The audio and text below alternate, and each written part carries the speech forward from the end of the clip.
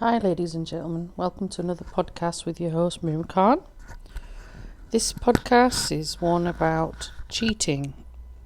It's a bit of a raw subject, a very raw subject, but I'm sure many of us can relate to this and can have some sort of feeling towards this or have experienced it sadly, or know someone who's gone through it as well. It's not easy when you're in a relationship with somebody, whether that's a marriage, partnership, whatever the circumstances might be, and it's not nice being in a situation where you discover that you thought the other individual was being honest and being loyal and being trustworthy and was obviously respecting you as an individual and was respecting your feelings, your emotions, and was respecting you as a couple in your relationship. Clearly you had boundaries, clearly you had rules, clearly you had, unspoken rules, I guess, about not cheating. And sadly, you discover, whether it's during the relationship, at the end of the relationship, in between the relationship, that the other person has cheated. In this day and age, cheating now has many different contexts, different aspects, different meanings to it, because nowadays there's so many different ways of cheating. It can be that you've gone and had a cup of coffee with someone that not supposed to. It could be that you are speaking to somebody on social media and it's getting a little bit too personal and it's crossing the boundaries and crossing the lines of your respect in your physical relationship that you have. It could be that you physically cheat. This could be through a physical intimacy. That can be even holding hands. It could be even kissing and so forth to another level. And these days, people lack compassion and lack boundaries and lack understanding that those particular things are classed as cheating. Even not telling the truth to your partner about your whereabouts or what you're doing or where you are, who you're with. Not in a stalkerish way, not in a controlling aspect, not even in a, this is where I am sort of way because they're stalking you. It's not in that context. It's more of a case of you have trust within that relationship and the two of you have boundaries and the two of you want to know where each other are just for the sake of knowing where you are. And sadly, not everybody respects that. And sadly, not everybody understands that same respect. Call me old school, but I'm one of those people that when I'm committed to somebody and I'm in a relationship with them, whether that's a friendship or, something a little bit more, I expect that person to have similar, if not same values as me. I know not everybody will have similar or the same, exactly the same, but you expect that person to be loyal at least. Now, to me, it means, averting your gaze. You might find attraction to someone, you might find them enticing, you might find them enjoyable company and so on, but you have boundaries. That means that you avert your gaze, whether that means looking away, whether that means respecting that relationship. If that person comes for a hug or kiss, you say, respectfully, sorry, I can't hug and kiss you that way because I have feelings for my partner. Of course, you can have hugs and so on in your friendship zone, but it's about respect, isn't it? It's about that personal zone and it's about that personal respect of that personal zone, because you are respecting your boundaries, you are respecting yourself and your physical body, and you're respecting your partner. That means, you are not someone who's going to just go and give your phone number to somebody or your social media details and so on. And if somebody does, nowadays we've got this term of sliding into your DMs, you are respectful about that. You're honest with your partner. You'll cut that conversation straight away, as in, I'm not available. And also I have a partner. Nowadays, people don't understand that. They think that talking to someone on social media isn't cheating, but it is in some respects if you go above and beyond and it gets to the point where it is frisky or risky. So it can be rude and it can be condescending and it can be classed as cheating if you are flirting with that person, if you are taking that conversation to a level where perhaps you're exchanging photographs or so on that are not appropriate. People don't see that as cheating, but it is, because you are going against the boundary of your relationship that you have at home. And nowadays, because of social media, it's become quite easy to cheat. And in some respects, it's not, because obviously there's always an electronic trail wherever you go. The thing is, why do people cheat in the first place? You know, even if you have a cool, calm, beautiful relationship, people will cheat. Some people claim that they cheat because the other person has pushed them away. The other person isn't, accepting their needs. Their voice hasn't been heard. There are numerous reasons. It might be that maybe they're not happy in that relationship and they haven't communicated that with that person. Instead, they've seen an exit route. They've gone to see if the grass is greener on the other side. Clearly, it's not greener on the other side. But they are of that decision-making mode of, this is the right option for me. What they don't realise is that, in order to cheat, they've had to put some theory into this. They've had to put effort into this. It's not just come natural. And, you'll know of people, you'll know of friends. I can think of a colleague I worked with many years ago, bless her, who had come into work absolutely devastated, and was devastated because her husband, who was going away on business every so often, or so she thought, was actually not being faithful to her and had depleted the financial accounts that he had withdrawn money from. She hadn't looked at it, understandably, that you have trust in a marriage. You've been married for over 20 plus years. And she discovered that he, in fact, was not going on business trips. He, in fact, was taking time out of work to go and have a relationship with someone else, and was spending their money that they had earned, their financial funds, on this relationship, covering it with hotel fees or bills or so on. And understandably, that marriage fell apart. It could not be repaired. And everybody will have different situations. Some people will be able to repair, some can't. This poor lady had come into work absolutely distraught, absolutely devastated. Her whole world had collapsed. The person that she was with, the person that she had spent time with, the person that she had spent, building milestones with their children, was not the same person anymore. And I can relate to that. We all have had some person, unfortunately, reveal their true colours to us, and it is not a part of something we want to see. We don't want to see that person looking different to us, because there's that saying, the rose-tinted glasses are off, And unfortunately, for whatever reason, they have gone and cheated. They claim they're not having their feelings met. It might be that they're not satisfied, they're not happy. Maybe it's something about themselves, about their own mental state, their own sort of particular needs they feel are not being addressed, while the whole time they've not communicated that with their partner. They have their own agenda, they have their own desires and wants, and they've gone out of their way to justify cheating. As I said, they've gone looking for that. They've gone searching for that. And some of the time is to quench whatever it is they needed to quench. And a lot of the time they don't understand that there's huge ramifications, huge impact to the other individual. The worst bit is when they don't feel guilty about their actions and they don't feel some sort of remorse, some sort of, empathy, apathy, which, initially before they've even done this, they should have even considered the implications of their behaviour, but they haven't. But instead, they've gone out of their way to deal with their own needs first. And they're not looking at themselves. They're not dealing with the issues in their relationship. Sometimes there aren't any.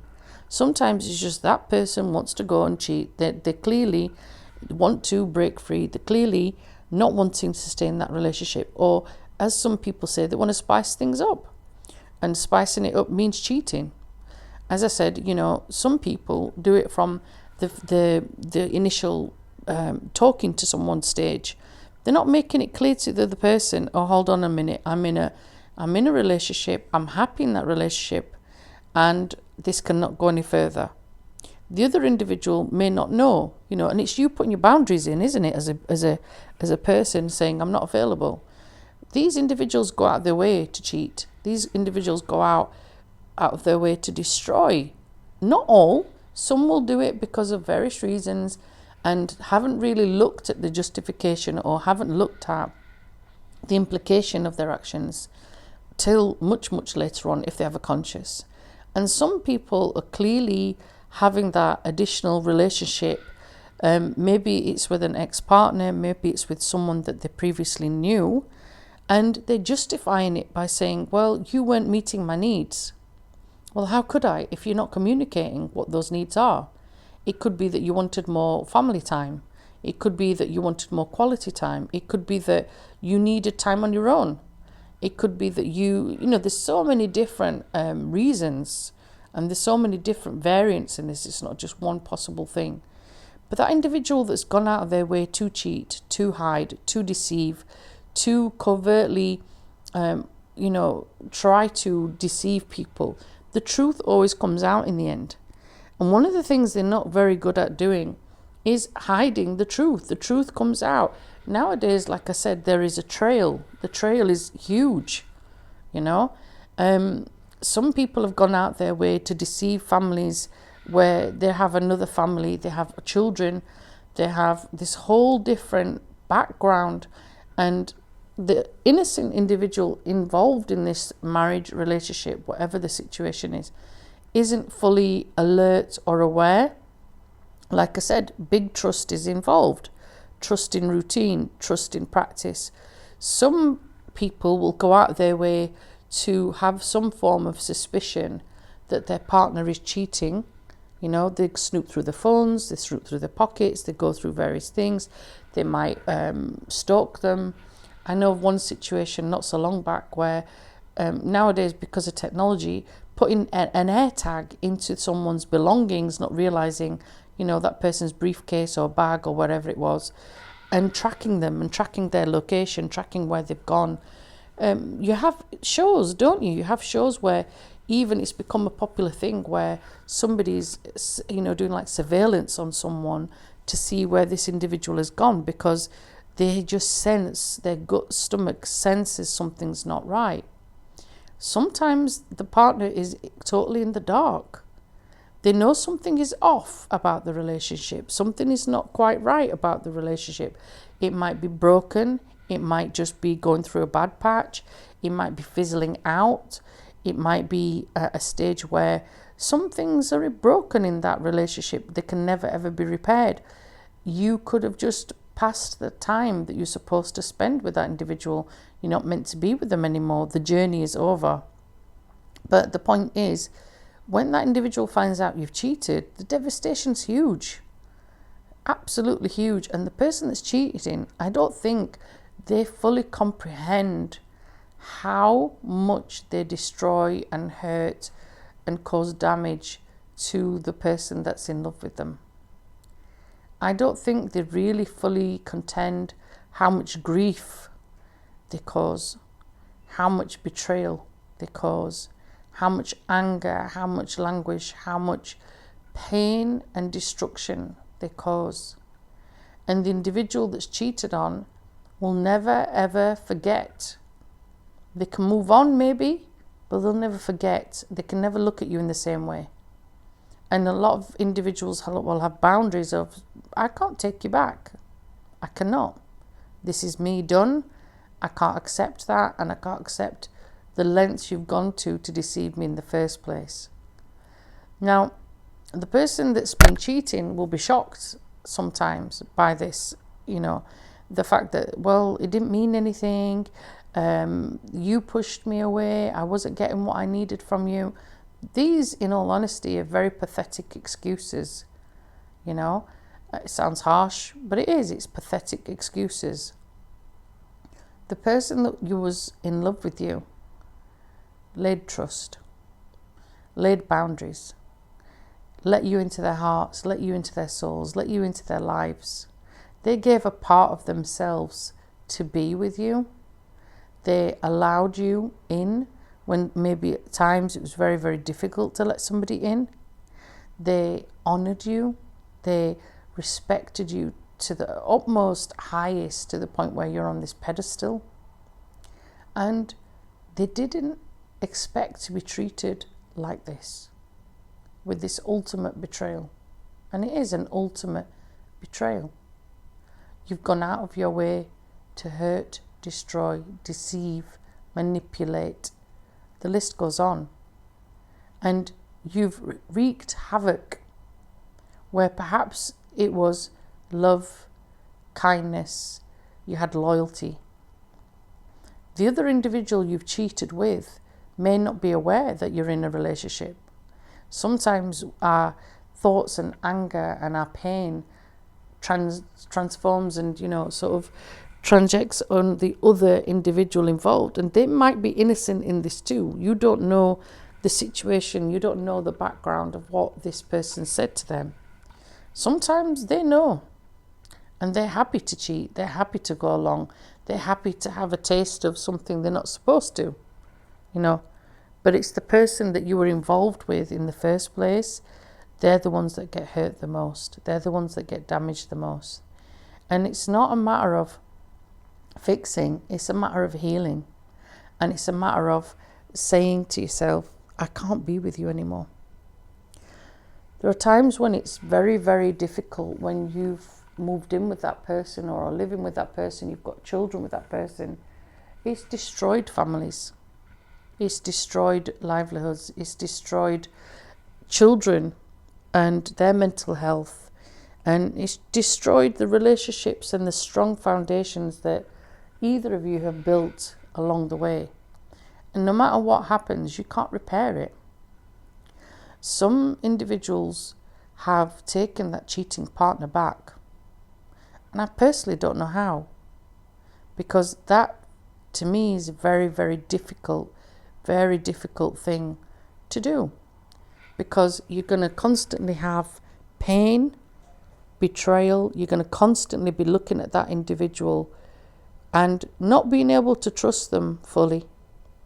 You're going to constantly be questioning what this person is doing. You're going to be on eggshells. You're going to be on alert.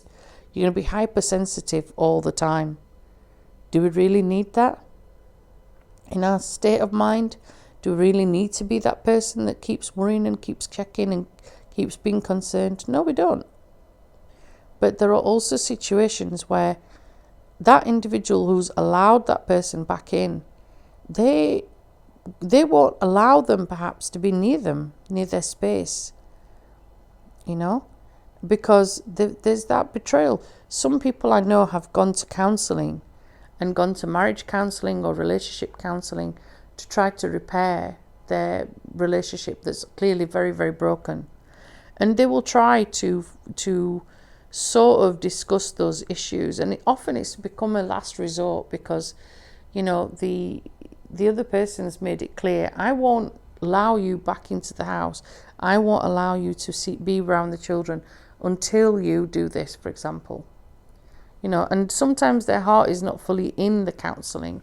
They've gone along because it's something that they have to do. It's like a big tick box. And sometimes it doesn't even get to that stage.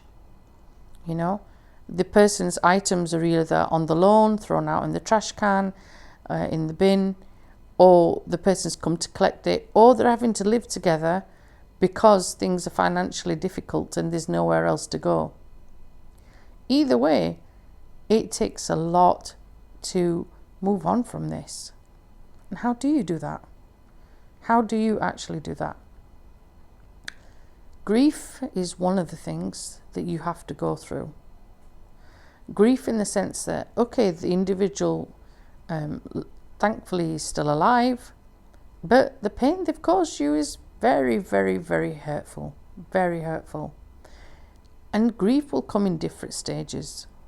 You've got grief because the person that you thought you knew, the person that you thought you knew like the back of your hand, the person that you thought would never betray you, the person that you put on a pedestal, the person that you were absolutely wholeheartedly in love with, betrayed you in the worst way possible. That grief is part of your journey because you're realizing that person's a ghost now. They're not going to come back. They're never going to be the same person when I look at them again. I will always have doubts. Maybe the doubt moves in time, but it doesn't. Maybe it does. Everybody's, like I said, scenario is going to be different. On occasion, there will be deep grief where you're just crying all the time. You're crying at the thought of them, that you're crying at. You know, even if you are trying to breathe and meditate or just try to get through every day, you can't even maybe dress yourself. You can't wash yourself. You can't eat. You want to throw up. You have anxiety. This is also part of it. And it's a horrible situation to be in. And the other person, like I said, they don't see what they've done to that individual. They won't take that accountability.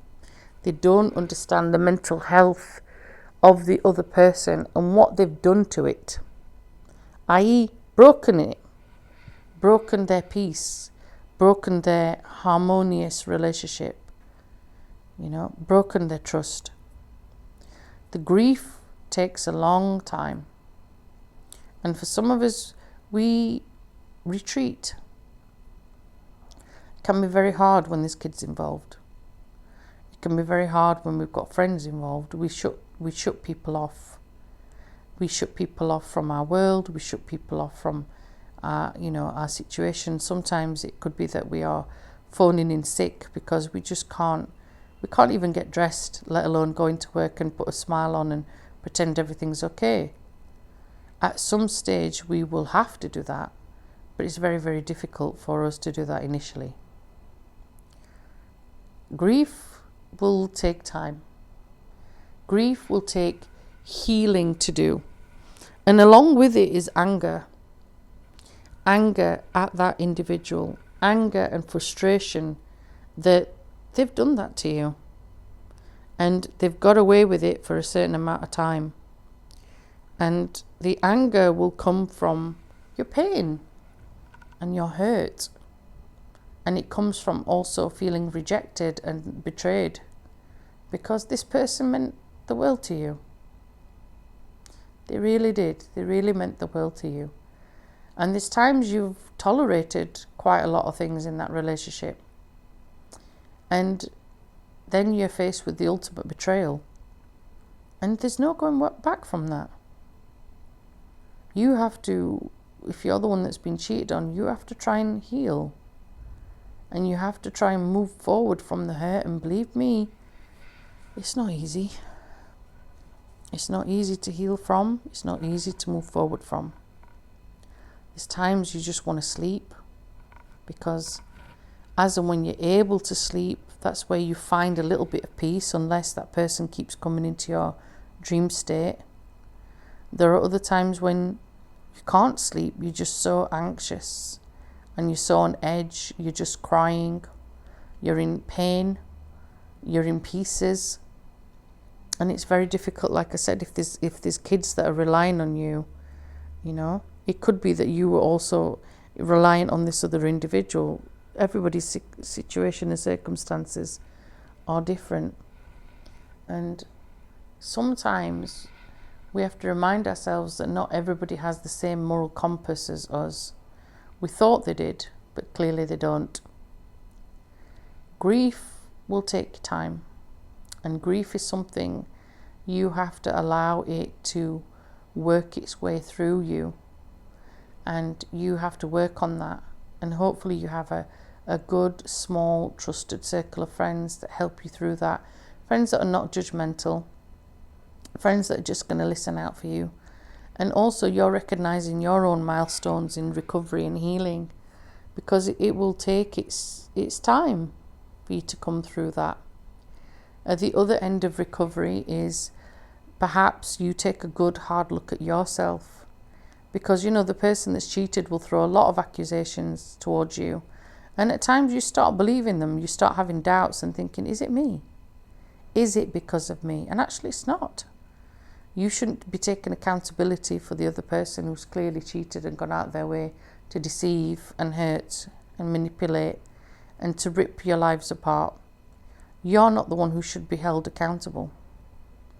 And along comes with it shame as well. You feel so ashamed that this individual that you thought you knew very, very well has been cheating. And sometimes it's the level of cheating that they've done that really takes you back. The deception, the lies.